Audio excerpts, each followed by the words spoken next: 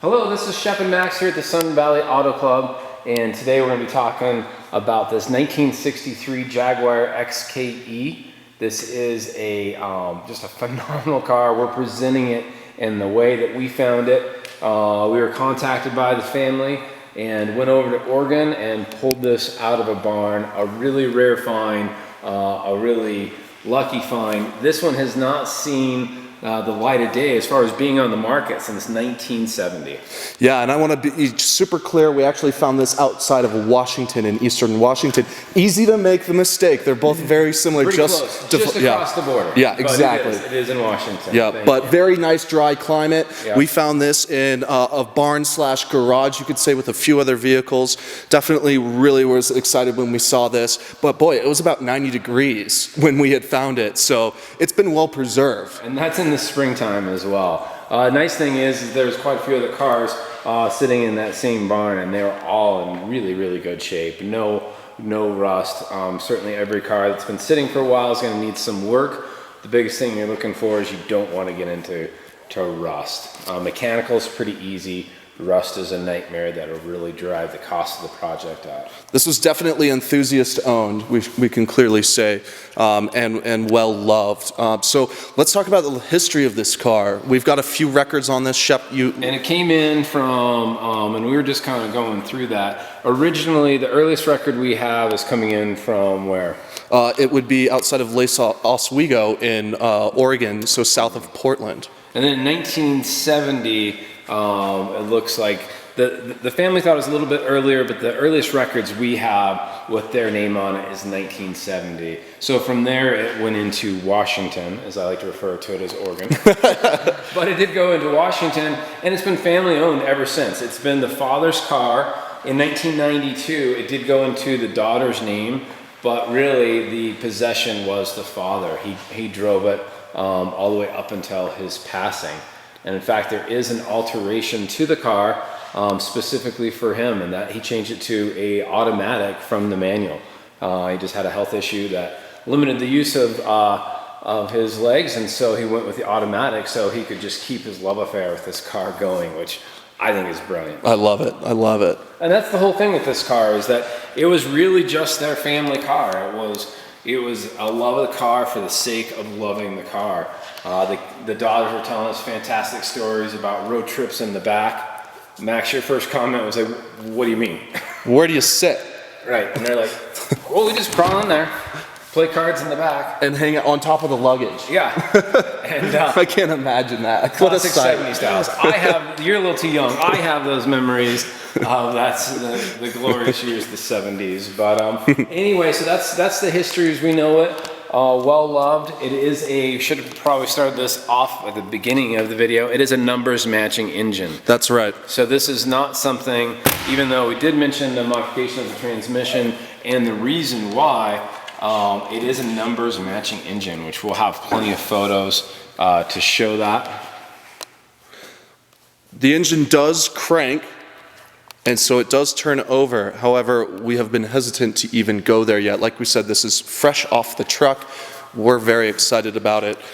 So safe to assume it would probably need a rebuild, right, Shep? That's kind of what we really don't know at this point. And so, hey, if somebody wants this project more than we do, fantastic. That's why it's out on eBay. Otherwise, we will take the time and do it. But I believe that the transmission pan is missing. That came off. That's not a big deal because we would replace that transmission anyway.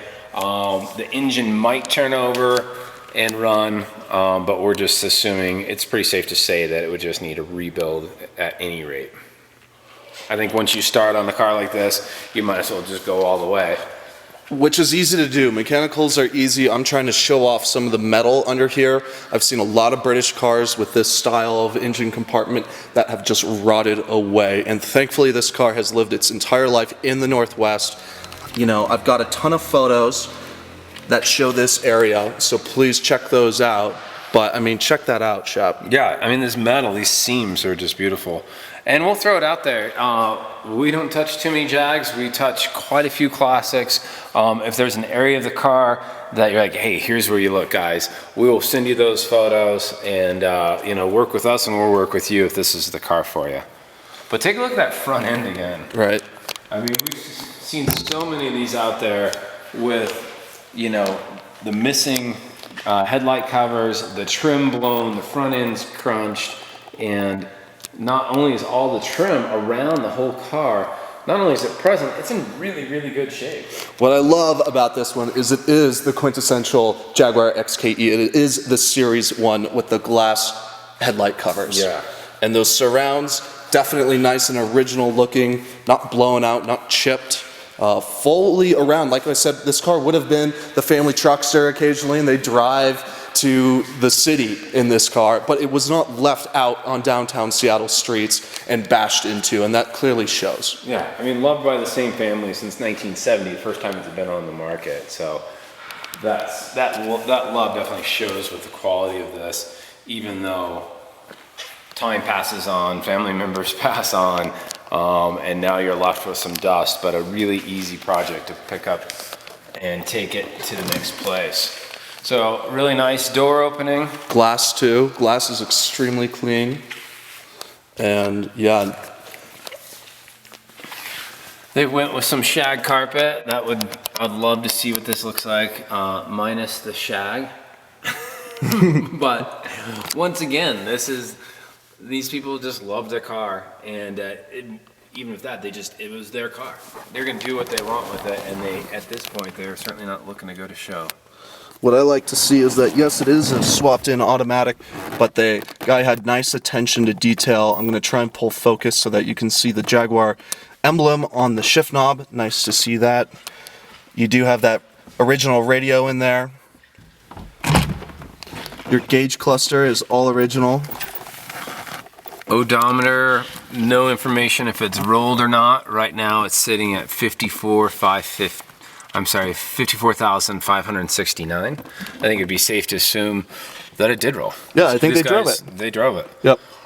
Nice wooden wheel. Really nice wheel. Jaguar, I love that it says E-Type in the center of it. And this looks like it should be adjustable, but I haven't played with that yet. But really nice Your dash. turn signals are there. You know, all of your gauges are bright.